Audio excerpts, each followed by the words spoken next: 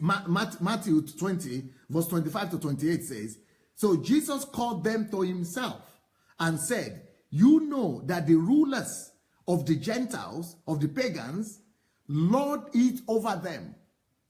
The rulers, people who are having privileges, people who are having position, they take their position to mean ruling, to mean superiority, to mean, that they are a special class. That is what we are now seeing in Christianity. You look into your church. Look at the way they treat your pastor. Look at the way they treat your GO or your bishop or your senior minister. Don't they treat him like a deity? Don't they treat him like a president?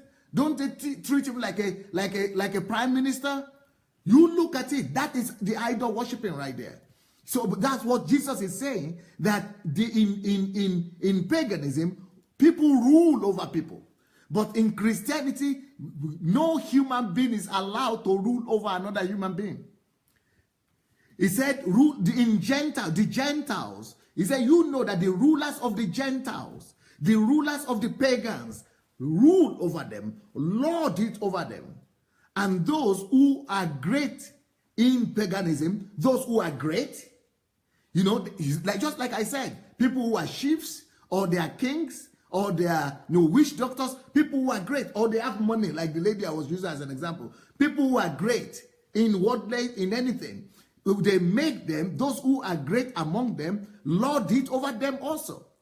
Just because you are great, they give you special status, special privilege. That is paganism. Those are paganistic characteristics and manifestations. Today now, even the men of God are now using people to exalt themselves so that they will be even greater.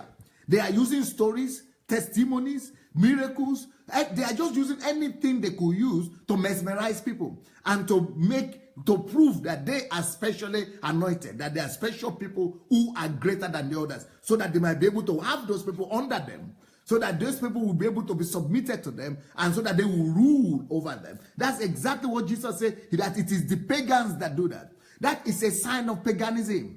When you as a leader, you are having a special privilege. You are exalted over, and that you are better. You are being looked upon as if you are better than the others. That is a sign of paganism. But Jesus said in Christianity that whosoever desires to be first among you, let him be your slave.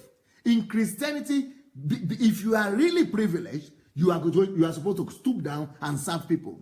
In Christianity, if you are truly great, you will become a slave to everybody. In Christianity, if you are the first, you will be the last to help other people up. Christianity is different.